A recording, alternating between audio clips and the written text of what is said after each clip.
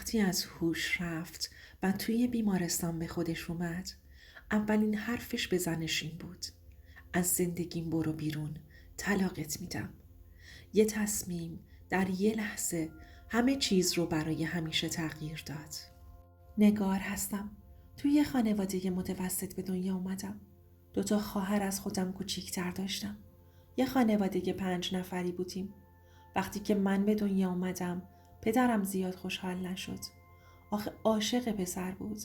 اونم که خدا قسمتش نکرد. بعد از من هم 2 دختر دیگه نصیبش شد.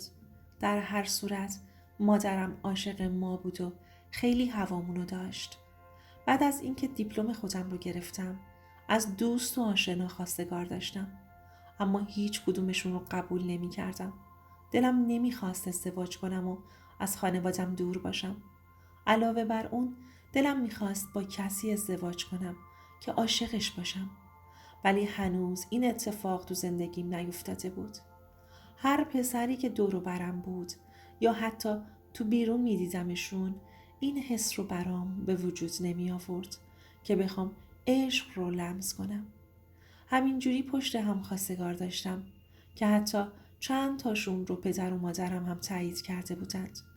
اما بازم جوابم منفی بود، تا اینکه یه روز یکی از خواستگارام مهندس از آب در اومد. از خانواده با اصالتی هم بود. پدرم گیر داده بود که به این حق نداری جواب منفی بدی. مهندسم که هست و شرایط مالی عالی هم داره. منم وقتی دیدم که پدرم انقدر با قاطعیت این حرفو زد، سکوت کردم. اما بازم دلم رضا نبود. مهران پسر خوشقد و بالایی بود. چهره زیبا و جذابی هم داشت. تک فرزند خانوادش بود. دیگه منم داشتم به این ازدواج رضایت می دادم. مهران مستقل بود و با خانواده زندگی نمی کرد. با چند بار رفت و آمد به خونمون خلاصه متوجه شدم که مهران بهم وابسته شده، ولی من بازم تو نگاهام بهش هیچ حسی نداشتم. مهرش به دلم نمی نشست. به اصرار خانوادم جواب مثبت دادم. مهران با عشق به من نگاه می کرد. متوجه نگاه های سرد من نسبت به خودش شده بود. قبل از عقدمون بهم گفت: نگار جان، یه سوال داشتم ازت. امیدوارم که حقیقت رو بهم بگی. آیا غیر از من کسی تو زندگیت هست؟ آیا کس دیگه ای رو دوست داری؟ گفتم نه، چطور مگه؟ جواب داد: آخه هیچ محبتی از سمت تو دریافت نمی کنم. پیش خودم گفتم شاید نفر دومی باشه و من خبر ندارم، که اگه این طور باشه من خودم از زندگیت کنار میکشم تا تو خوشحال تر باشی. گفتم واقعیتش منو به زور راضی کردن که ازدواج کنم. دلم نمیخواست. میخواستم بیشتر کنار مادرم و خواهرام باشم. مهران گفت همین؟ دلیلش همینه؟ من تمام سعیم رو میکنم که تو رو به خودم وابسته کنم و عاشقم کنم. نخواستم بهش بگم که هیچ حسی نسبت بهت ندارم. اما خودش متوجه این امر شده بود، وگرنه این سوالا رو ازم نمیپرسید. بهم گفت سعی میکنم تو زندگی هیچی برات کم نذارم تا هیچ کمبودی نداشته باشی. مطمئن بودم که این کارو میکنه، چون هم دوستم داشت هم از نظر مالی قوی بود. خلاصه مراسم عروسیمون رو گرفتیم. زندگی مشترکمون رو شروع کردیم. جهیزیم رو توی خونه مهران چیدم و تو دلم میگفتم یعنی میشه توی زندگیم بهش علاقه من بشم، مثل 2 عاشق با هم زیر یه سقف زندگی کنیم.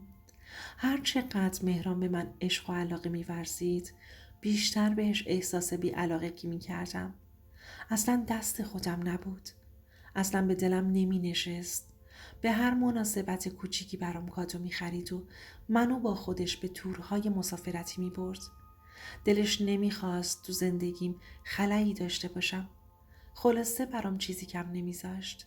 یه چند ماهی گذشت که مهران یه پروژه ساختمانی توی شهر جنوبی گرفت. مهران بهم گفت که برای یه مدت کوتاه باید بریم بندر عباس زندگی کنیم. اینجوری برای تو هم بهتره و حال و هوات هم عوض میشه.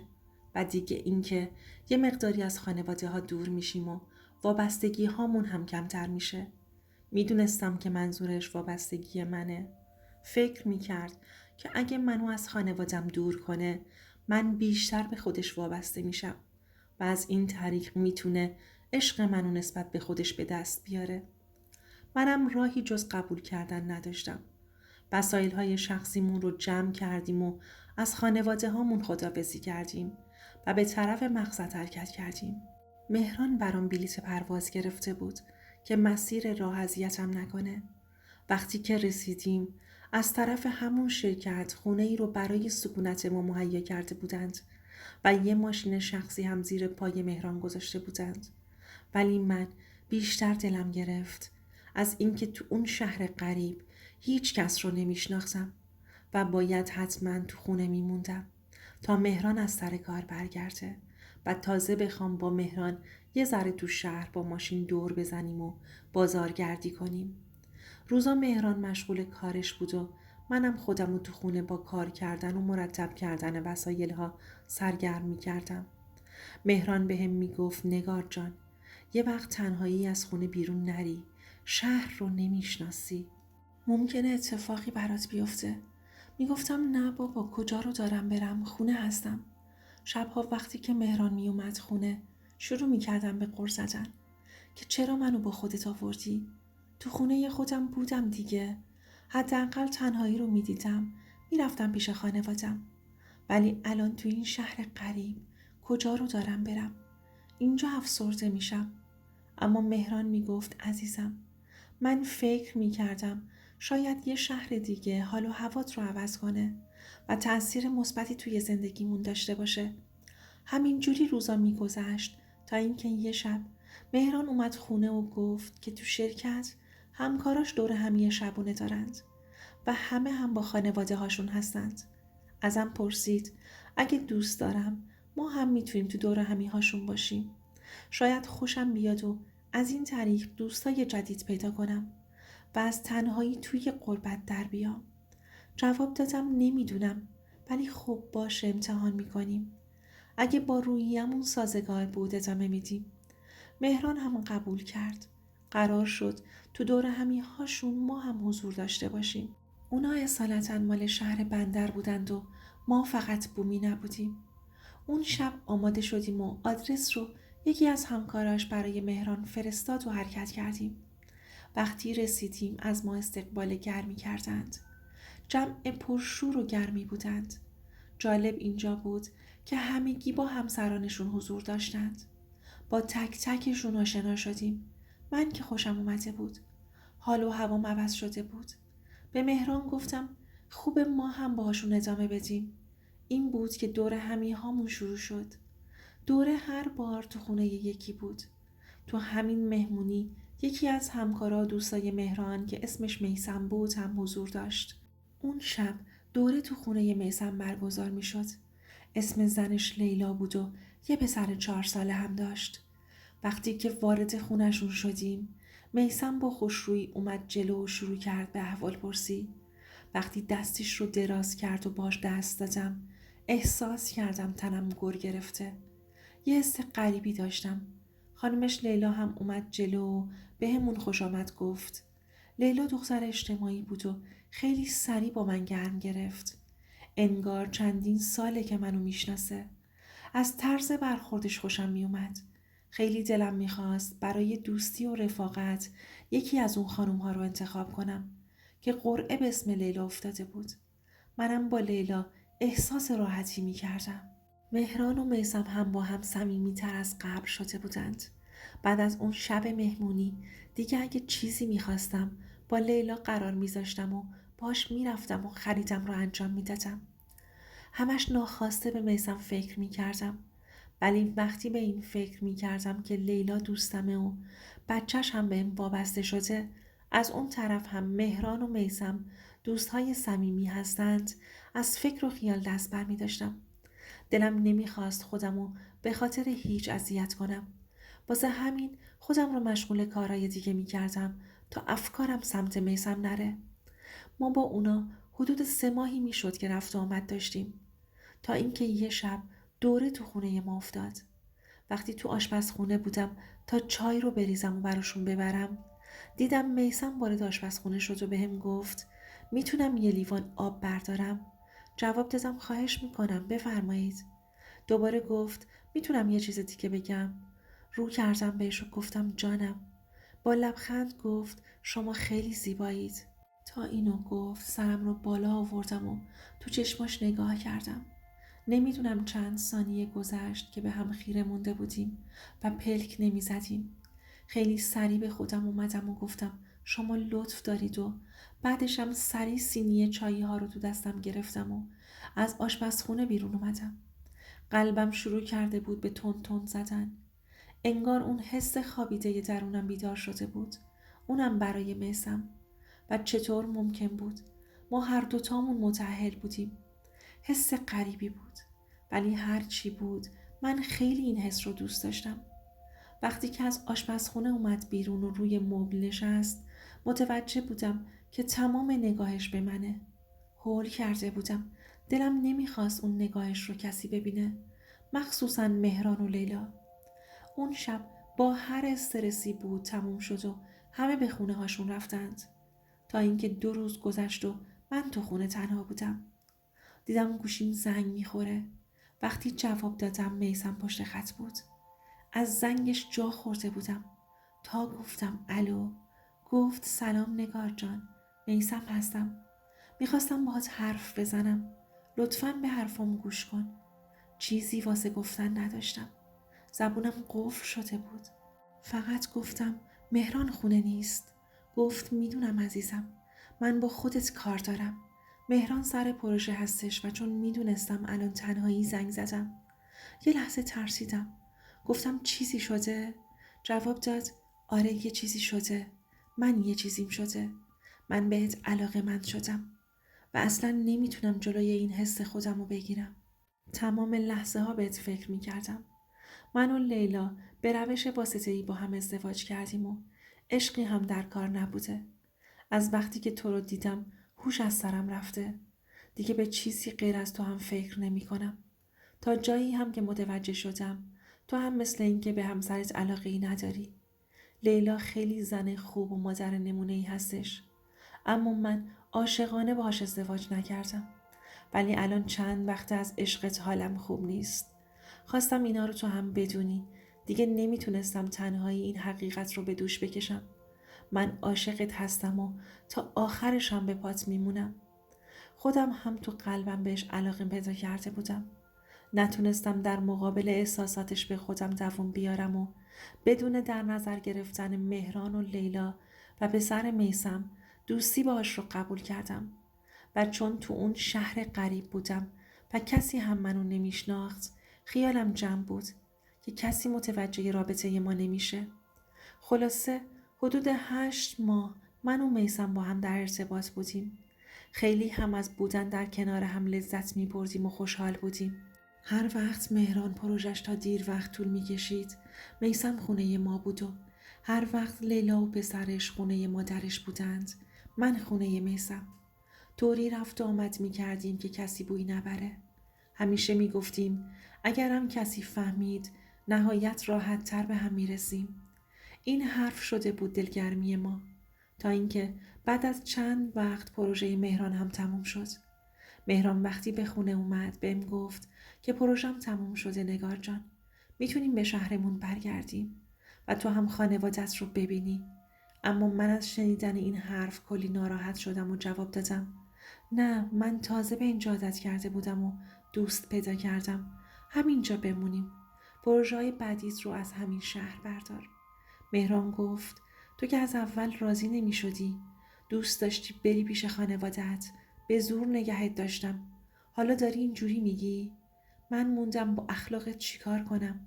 ولی باید برگردیم چون تو این شهر کاری نداریم. اگه به خاطر دور همی هامون میگی میتونیم تو شهر خودمون با خانواده و اقوام همین حرکت رو راه بندازیم و تو هم به دور همیات برسی. از اینکه نمیتونستم بهش حالی کنم که دلم نمیخواد برگردم عصبی میشدم. از مخالفت‌های زیاد من مهران شک کرده بود و میگفت چرا تو نمیخوای برگردی؟ یعنی فقط با دوستی با لیلا؟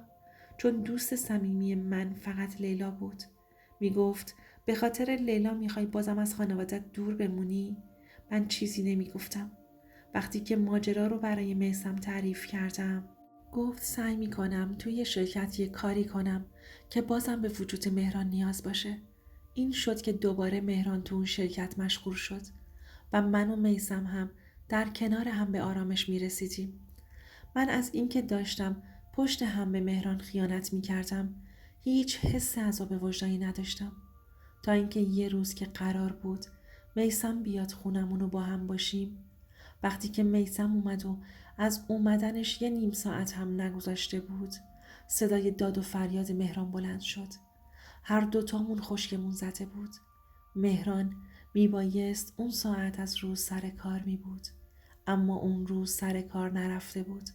مثل اینکه بیرون در وایستاده بود تا ببینه چه کسی خونمون میاد و من کجا میرم.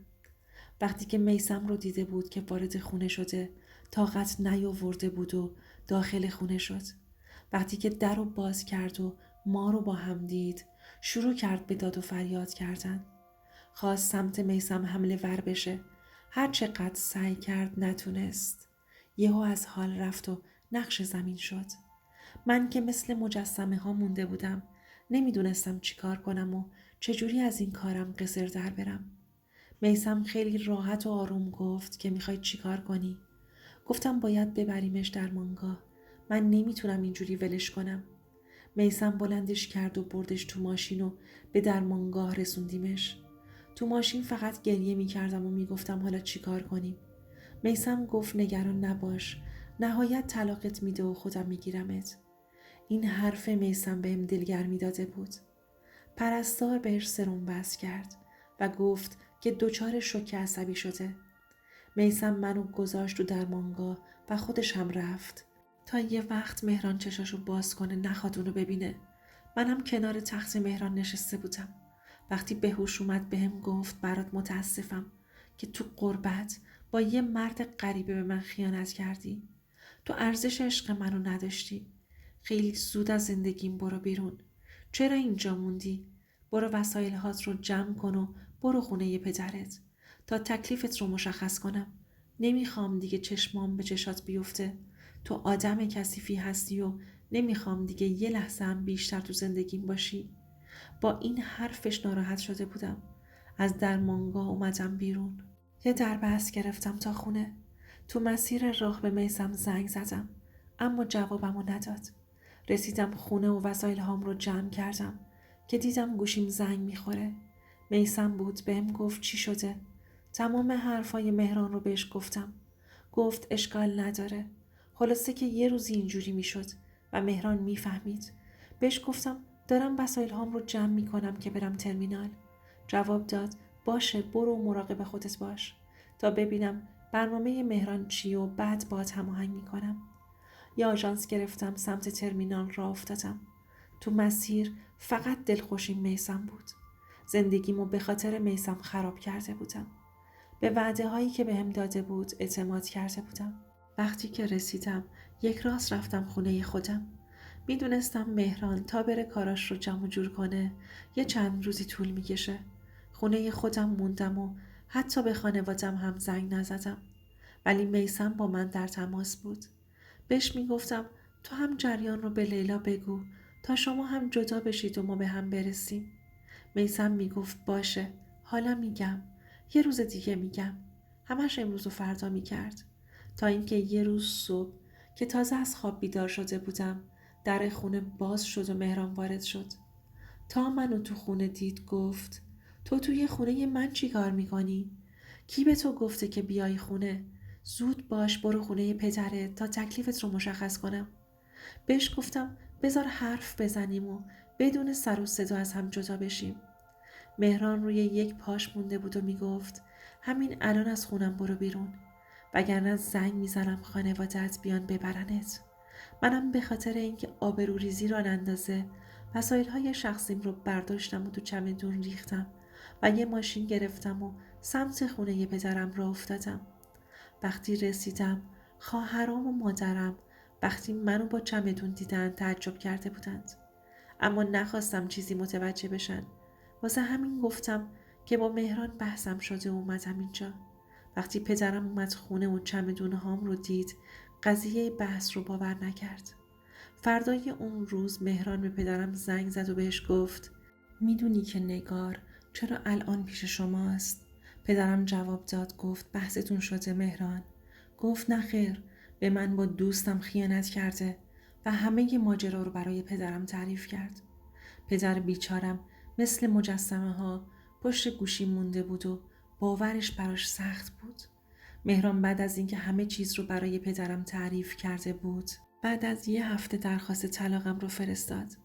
مادرش هم به مادرم زنگ زد و گفت به دخترت بگو اگه نمیخوای آبرود تو محل پیش اقوام و در و همسایه بره، بی سر و صدا برو و تفاهمی از پسرم جدا شو، چون به رویه پسرم بدجوری آسیب زده.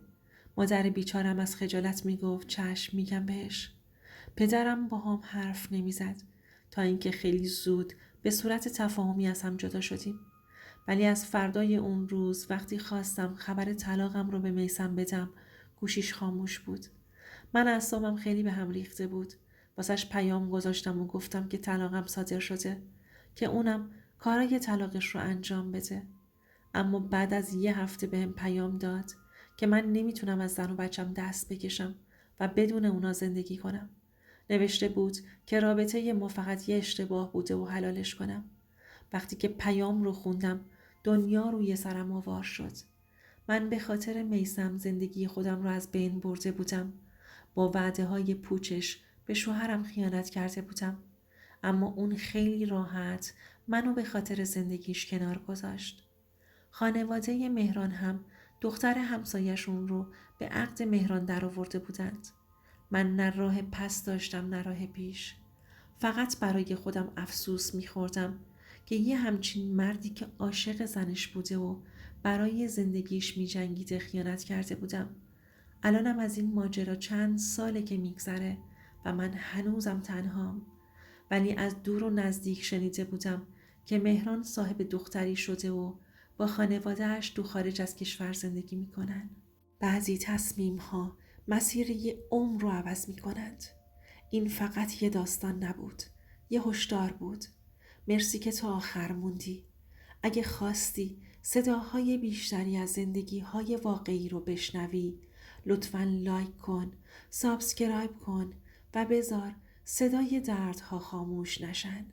اینجا سایه های خیانت فقط قصه نمیگه. اینجا آینه زندگی هاست.